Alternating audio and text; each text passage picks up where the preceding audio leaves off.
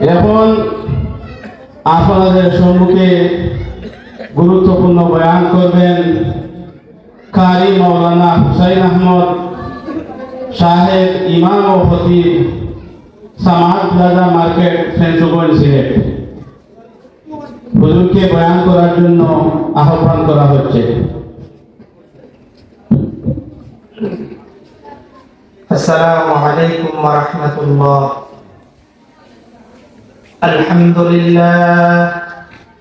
আলহামদুলিল্লাহ নাহমাদুহু ওয়া নাস্তাঈনুহু ওয়া নাস্তাগফিরুহ ওয়া নাউযু বিল্লাহি মিন শুরুরি আনফুসিনা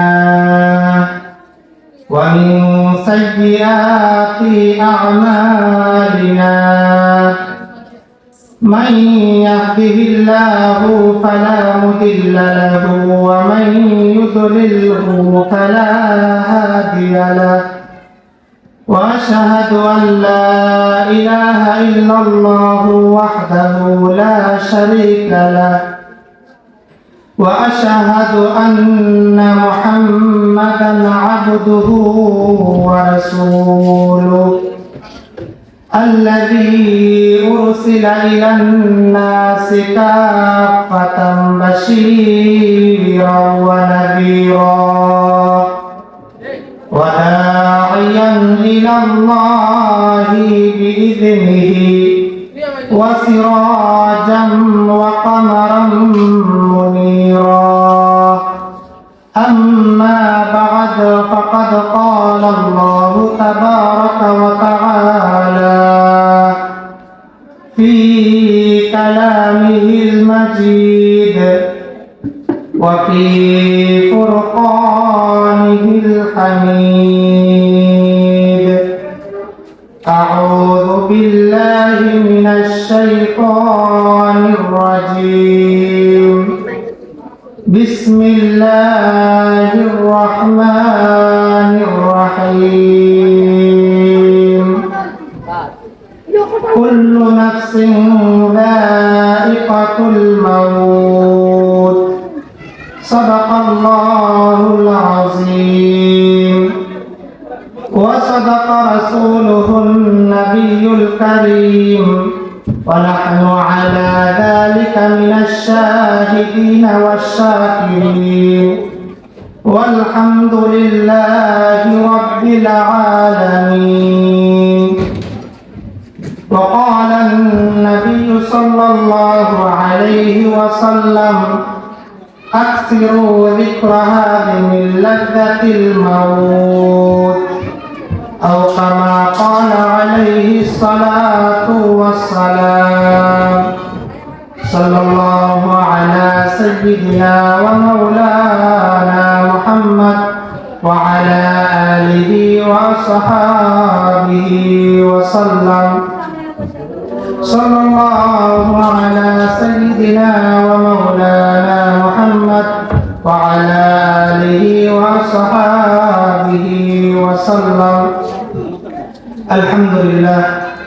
আল্লাহ তাবারক ওয়া তাআলা অসংখ্য গণিত শুকরিয়া যে মহান রব্বুল আলামিন আমাদেরকে দুনিয়ার বিভিন্ন জায় ঝামেলা থেকে মুক্ত করে ফারিগ করে রব্বে কারীম আমাদেরকে সুস্থ রেখে আল্লাহর হুকুম আল্লাহ তাবারক ওয়া তাআলা আমাদেরকে মদিনাতুল উলুম হযরত শাহ মালুম রাহমাতুল্লাহি আলাইহি মাদ্রাসা পশ্চিম বাজার ফেঞ্চুগঞ্জ সিলেটের আজকের বার্ষিক ওয়াজ মাহফিলে আমাদেরকে দিনু কিছু কথাবার্তা বলার ও শোনার সুযোগ করে দিয়েছেন, তৌফিক দান করেছেন।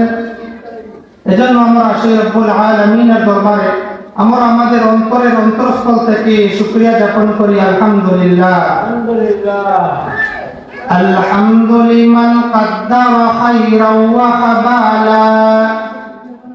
আলহামদু লিমান কদ্দারা খায়রান ওয়া খাবালা والشكر لمن صور حسنا وجمالا والشكر لمن صور حسنا وجمالا.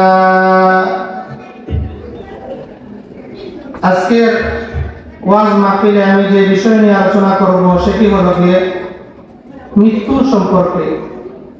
মৃত্যু এমন একটা বিষয় যে বিষয় নিয়ে পৃথিবীর মধ্যে কোনো মানুষের কোনো দ্বিমত নাই, চাহে সে যে কোনো ধর্মের মানুষ হোক, চাহে সে যে কোনো দলের মানুষ হোক, চাহে সে যে কোনো মসলকের মানুষ হোক, চাহে সে যে কোনো মজহবের মানুষ হোক, সবাই একথা বিশ্বাস করে এবং মানে যে সবাইকে একদিন মৃত্যুবরণ করতে হবে।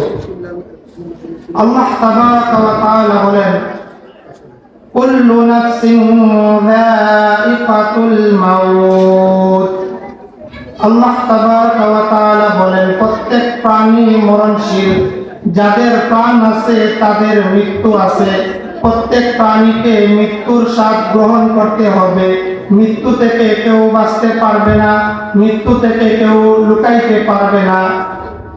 আল্লাহ তাবারাকা ওয়া তাআলা অন্য আয়াতে বলেন, وقال الله تعالى أينما تكونوا يدرككم الموت ولو كنتم في بروج مشيدة।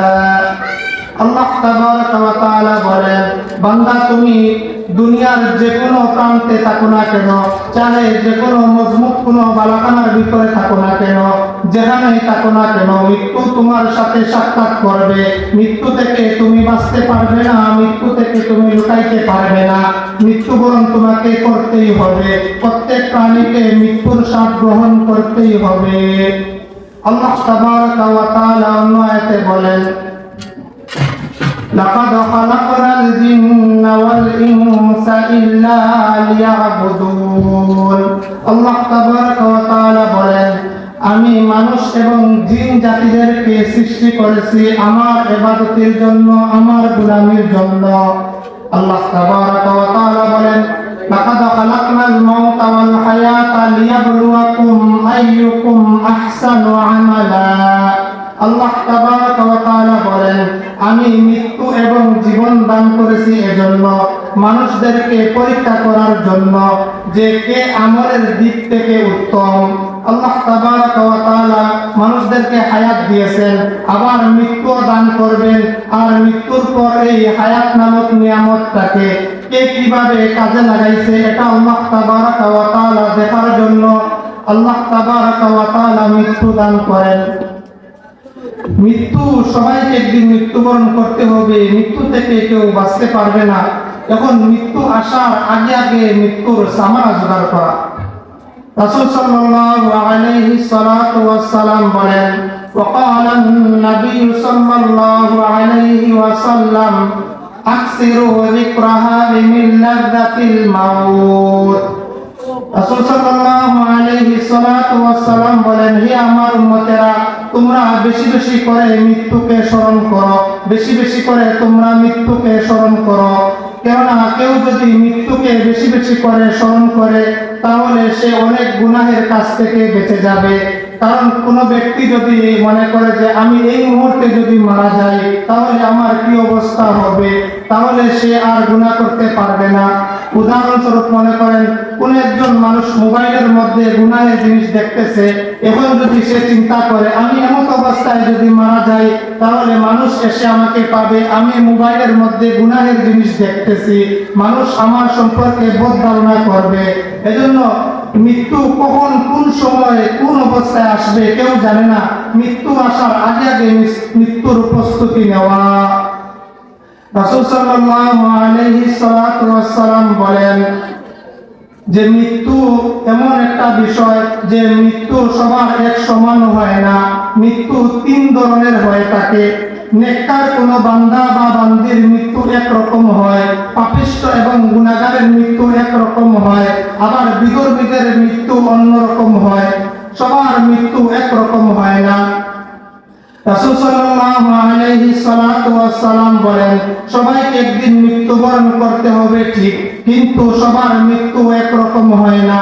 মনে করেন একজন নেককার মানুষ, তার যখন মৃত্যুর সময় হয়ে যায় আল্লাহ তাবারাকা ওয়া তাআলা বলেন মৃত্যুর যখন সময় চলে আসে তখন 1 মিনিটও তাকে আর সময় দেওয়া হয় না, আবার মৃত্যুর সময় থেকে 1 মিনিটও আর পিছানো হয় না। নির্দিষ্ট সময় নির্দিষ্ট স্থানে তার মৃত্যু হবে, মৃত্যু টাইম মতো হবে। আর ওই মৃত্যুটা যদি নেককার কোনো বান্দা বা বান্দির হয় তখন ওই নেককার বান্দা বা বান্দির মৃত্যুটা সহজ হয়। নেককার বান্দা বা বান্দির মৃত্যু কিভাবে সহজ হয়? রাসূল সাল্লাল্লাহু আলাইহি সাল্লাতু ওয়াস সালাম বলেন যে কোনো একটা পাত্রের মধ্য থেকে যদি এইভাবে পানি ঢালা হয়, কোনো পাত্রের থেকে যদি পানি ঢালা হয় আর এই পাত্র থেকে যেইভাবে পানিগুলা ছোট ছোট ফোঁটা হয়ে পড়ে, যেইভাবে সহজে একটা পাত্র থেকে পানির ফোঁটাটা পড়ে, ঠিক তেমনি ভাবে একজন নেককার বান্দা বা বান্দির জানটা কবজ করা হয়, তার এমন কোনো কষ্ট হবে না, এত সাধারণ ভাবে সিম্পল ভাবে তার জানটা কবজ করা হবে। রাসূল সাল্লাল্লাহু আলাইহি সাল্লাতু ওয়াস সালাম বলেন এখন যদি কোনো গুনাহগার বান্দা হয়, কোনো গুনাহগার বান্দা বা বান্দি হয়, তখন তার জানটা কিভাবে কবজ করা হবে?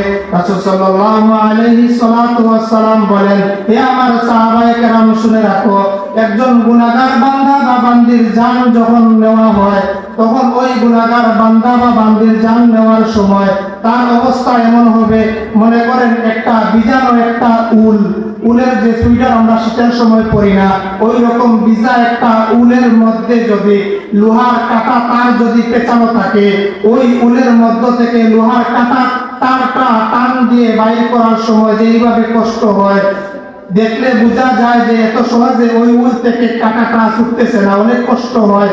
ঠিক তেমনি ভাবে একজন গুনাহগার বান্দা বা বান্দির রূহ নেওয়ার সময়, জান কবজ করার সময় এইভাবে কষ্ট হয়। মুফাসসিরিনে কেরামগণ বলেন অন্য ব্যাখ্যায় যে গুনাহগার বান্দা বা বান্দির যখন জানটা নেওয়া হয়, তখন তার এই পরিমাণ কষ্ট হয় যে একটা জীবন্ত পশুর যদি চামড়া ছুলানো হয়, ওই জীবন্ত পশুর যেই পরিমাণ কষ্ট হয় এর চেয়ে আরো বেশি কষ্ট হয় একটা গুনাহগার বান্দা বা বান্দির জান নেওয়ার সময়। আল্লাহু আকবার। এজন্য নেক কাজ করা আর সব সময় মৃত্যুর আগে আগে মৃত্যুর প্রস্তুতি নেওয়া। 3 নম্বর হলো গিয়ে বিধর্মীদের জান যখন কবজ করা হয়, রাসূল সাল্লাল্লাহু আলাইহি সাল্লাতু ওয়াস সালাম বলেন যে বিধর্মীদের জান যখন কবজ করা হবে, তখন তাদের মুখমণ্ডলের মধ্যে আর পিঠের মধ্যে আঘাত করতে করতে তাদের রূহটা নেওয়া হবে। নাউজুবিল্লাহ। তো সবার মৃত্যু এক সমান হয় না, কারো মৃত্যু এমনও হয় যে সে পানির মধ্যে পড়ে গেছে, আর পানির মধ্যে পড়ার পর তার লাশ আর খুঁজে পাওয়া যায় না। কারো মৃত্যু এমন হয় সে আগুনের মধ্যে পড়ে গেছে, পুরাটা শরীর জ্বলে গেছে, তার লাশের আর কোনো অস্তিত্ব নাই। কোনো মানুষ এমন হয় সে রোড অ্যাক্সিডেন্টে মারা গেছে, তার লাশের কোনো অস্তিত্ব নাই। এজন্য কার কোন সময় কিভাবে মৃত্যু হবে কেউ বলতে পারে না। মৃত্যু আসার আগে আগে মৃত্যুর প্রস্তুতি নেওয়া। রাসূল সাল্লাল্লাহু আলাইহি সাল্লাতু ওয়াস সালাম বলেন মানুষের যখন রূহটা নেওয়া হয়, রূহটা আজরাইল আলাইহিস সালাতু ওয়াস সালাম যখন নেওয়ার পর যখন আকাশের মধ্যে যখন তিনি উঠেন, তখন নেককার বান্দা আর বান্দীদেরকে আল্লাহ তাবারাকা ওয়া তাআলা চিনার জন্য ফেরেশতাদেরকে এই যোগ্যতা দিয়ে দিয়েছেন। নেককার বান্দা বা বান্দির যখন রূহটা নেওয়া হয়, তখন মুফাসসিরিনে কেরামগণ বলেন ওই বান্দা বা বান্দির যখন রূহটা নেওয়া হয়, তখন আল্লাহ তাবারাকা ওয়া তাআলা হাজার হাজার ফেরেশতা পাঠাবেন, আর ফেরেশতাদের প্রধান ফেরেশতার হাতের মধ্যে একটা রেশমি কাপড় দেওয়া হবে, আর এই কাপড়টা থাকবে জান্নাতি সুঘ্রাণ যুক্ত। সুবহানাল্লাহ। আর ওই সুঘ্রাণ যুক্ত রেশমি কাপড়ের মধ্যে ওই নেককার বা বান্দির রূহটা রেখে আল্লাহ তাবারাকা ওয়া তাআলার হুকুমে ওই আজরাইল আলাইহিস সালাতু ওয়াস সালাম রূহটা নিয়ে যাবেন। রাসূল সাল্লাল্লাহু আলাইহি সাল্লাতু ওয়াস সালাম বলেন যখন আজরাইল আলাইহি সাল্লাতু ওয়াস সালাম মানুষের সম্মুখে আসেন রূহটা নেওয়ার জন্য, তখন রূহটা নেওয়ার সময় আল্লাহ তাবারাকা ওয়া তাআলা নেককার বা বান্দীদেরকে একটা সম্মান দেন। সম্মানটা কি? রাসূল সাল্লাল্লাহু আলাইহি সাল্লাতু ওয়াস সালাম বলেন নেককার বা বান্দা বা বান্দির যখন রূহটা নেন আজরাইল আলাইহিস সালাতু ওয়াস সালাম, তখন আজরাইল আলাইহিস সালাতু ওয়াস সালাম ওই নেককার বা বান্দা বা বান্দির পাশে এসে সালাম দেন, আসসালামু আলাইকুম, আল্লাহ তাবারাকা ওয়া তাআলা আপনার আমলের দরুন সন্তুষ্ট, হে নেককার আত্মা, হে প্রশান্ত আত্মা, তুমি আল্লাহর ডাকে সাড়া দাও, এই সম্বোধন করেন। আর যদি কোনো গুনাহগার বান্দা বা বান্দি থাকে তাহলে এর পুরাটা বিপরীত। মনে করেন একজন গুনাহগার বান্দা বা বান্দির রূহ নেওয়া হবে, আজরাইল আলাইহিস সালাতু ওয়াস সালাম ওই গুনাহগার বান্দা বা বান্দির রূহ নেওয়ার জন্য শক্ত একটা কাপড় নিয়ে আসবেন আর দুর্গন্ধযুক্ত একটা কাপড় নিয়ে আসবেন। এসে ওই ব্যক্তি বা বান্দা বা বান্দির সামনে এসে সালাম দিবেন না, আর বলবেন, হে অবাধ্য আত্মা, তুমি দুনিয়াতে থাকা অবস্থায় আল্লাহর হুকুম মানো নাই, রাসূল সাল্লাল্লাহু আলাইহি সাল্লাতু ওয়াস সালামের সুন্নাত তরিকা অনুযায়ী তুমি তোমার জীবন পরিচালনা করো নাই, তুমি অবাধ্য আত্মা, তোমার জান এখন কষ্টের মাধ্যমে নেওয়া হবে। আল্লাহু আকবার। তো দেখেন, নেককার বান্দা বা বান্দির রূহ নেওয়ার সময় তাকে সম্মান দেওয়া হয় সালামের মাধ্যমে। নেককার বা বান্দা বা বান্দির রূহ নেওয়ার সময় তাকে মুলায়িম রশ্মি কাপড় এবং জান্নাতি ঘ্রাণযুক্ত রুমালের মাধ্যমে তার রূহটা নেওয়া হয়। আর এর বিপরীত গুনাহগার বান্দা বা বান্দির রূহ নেওয়ার সময় তাকে সালাম দেওয়া হয় না, আর শক্ত দুর্গন্ধ জাতীয় একটা রুমালের মাধ্যমে পেঁচিয়ে তার রূহটা নেওয়া হয়। এখন রূহটা নেওয়ার পর যখন প্রথম আসমানে নেওয়া হয়, প্রথম আসমানে নেওয়ার পর প্রথম আসমানের ফেরেশতা বলবেন, যদি নেককার বান্দা বা বান্দি রূহ নিয়ে আসেন তখন বলবেন যে, হে আজরাইল আলাইহিস সালাতু ওয়াস সালাম, তুমি অত্যন্ত নেককার বান্দা এবং বান্দির রূহ নিয়ে আসছো। তখন প্রথম আসমানের ফেরেশতা বলবেন, তুমি কিভাবে বুঝলা? ফেরেশতা ডাক দিয়ে বলবেন, যে গ্রানটা বাইর হইতেছে এই গ্রানে বোঝা যায় যে এই বান্দা বা বান্দি নেককার। সুবহানাল্লাহ। আর এর বিপরীত যদি ওই বান্দা বা বান্দি গুনাহগার হয় তখন ফেরেশতা প্রথম আসমানের ফেরেশতা ডাক দিয়ে বলবেন, হে আজরাইল আলাইহিস সালাতু ওয়াস সালাম, তুমি কোন বান্দা বা বান্দির রূহ নিয়ে আসছো? এই বান্দা বা বান্দি দুনিয়াতে থাকা অবস্থায় অবাধ্য ছিল, আল্লাহর হুকুম মানে নাই, যার দরুন এখন দুর্গন্ধ আসতেছে। তো নেককার বান্দা বা বান্দি হলে তাদের রূহ থেকে ঘ্রাণ আসবে, আর যদি গুনাহগার হয় তাহলে তাদের শরীর থেকে দুর্গন্ধ আসবে। মৃত্যু, সবাইকে একদিন মৃত্যুবরণ করতে হবে, কিন্তু সবার মৃত্যু একই রকম হয় না। মুফাসসিরিনে কেরামগণ বলেন, ঈমান অবস্থায় এবং পরিবার সাথে যদি তোমরা মৃত্যুবরণ করতে হয় তাহলে তোমরা মৃত্যু আসার আগে আগে মৃত্যুর প্রস্তুতি নেও। মৃত্যুর প্রস্তুতির মধ্যে সবচেয়ে গুরুত্বপূর্ণ একটা বিষয় হলো গিয়ে বন্দার হক। আল্লাহ তাবারাকা ওয়া তাআলা উনার যত হক আছেন চাইলে উনি উনার হক মাফ করে দিতে পারেন, আর বান্দার হক যেটা আছে, বান্দার হক আল্লাহ তাবারাকা ওয়া তাআলা মাফ করেন না। এজন্য বান্দার হক যেন না থাকে, বান্দার হক থেকে মুক্ত থাকা, এটা হলো যে মৃত্যুর প্রস্তুতির মধ্যে সর্বপ্রথম গুরুত্বপূর্ণ একটা বিষয়। 2 নম্বর বিষয় হলো যে মৃত্যু আসার আগে আগে সব সময় ঈমান অবস্থায় থাকা। আল্লাহর সাথে শরীক করা যাবে না, সব সময় আল্লাহকে বিশ্বাস করতে হবে। কোন বান্দা বা বান্দি যদি তার ঈমান থাকে আর যদি সে আল্লাহর হুকুম এবং রাসূলের তরিকাগুলা সে বিশ্বাস করে কিন্তু পালন করতে পারে নাই, আল্লাহ তাবারাকা ওয়া তাআলা যদি চান তাকে জান্নাত দিতে পারেন। আর যদি কোনো বান্দা বা বান্দি যদি অস্বীকার করে যে আল্লাহর হুকুম এবং রাসূলের তরিকাগুলো আমি মানি না, তাহলে তার ঈমান নাই। আর ঈমান হারা অবস্থায় যদি কেউ মৃত্যুবরণ করে সে জান্নাতে যেতে পারবে না। এজন্য গুরুত্বপূর্ণ বিষয় হলো যে ঈমান অবস্থায় মৃত্যুবরণ করা, ঈমান অবস্থায় মৃত্যুবরণ করা আর বান্দার হক থেকে মুক্ত থাকা। বর্তমান সমাজে মানুষ 1 ডিসিমেল 1 পয়েন্ট জমির জন্য মানুষের সাথে ঝগড়া করে কি করে না? 1 ডিসিমেল 1 পয়েন্ট জায়গার জন্য মানুষ ঝগড়া করে। সামান্য একটু দুনিয়ার মধ্যে সচ্ছল থাকার জন্য সুদ খায়, সামান্য একটু সচ্ছল থাকার জন্য সে মিথ্যা বলে কি বলে না, মিথ্যা সাক্ষী দেয়। এজন্য মৃত্যু আসার আগে আগে মৃত্যুর প্রস্তুতি নেওয়া। রাসূল সাল্লাল্লাহু আলাইহি ওয়াস সালাম বলেন যে ঈমান অবস্থায় কলিমার সাথে মৃত্যুবরণ করার জন্য আরেকটা কাজ তোমরা করবা, সব সময় ওযু অবস্থায় থাকবা। সব সময় কি করা ভাই? ওযু অবস্থায় থাকা, সব সময় পবিত্র থাকা। আর ফরজ গোসল যদি হয়ে যায় সাথে সাথে তোমরা পবিত্র হয়ে যাও, কারণ মৃত্যুবরণ করার পর তোমাকে যে ফর্মালিটি ভাবে গোসল দেওয়ানো হবে, তুমি জীবিত থাকা অবস্থায় যে গোসলটা দিবে, তুমি মৃত্যুর পর তোমাকে এইভাবে পরিপূর্ণ গোসল দেওয়ানো হবে না। হবে কি হবে না? হবে না। মৃত্যুর পর মানুষকে যেইভাবে গোসল করানো হয় ঠিক তেমনি ভাবে পরিপূর্ণভাবে গোসল দেওয়ানো হয় না, যেইভাবে মানুষ জীবিত থাকা অবস্থায় গোসল করতে পারে।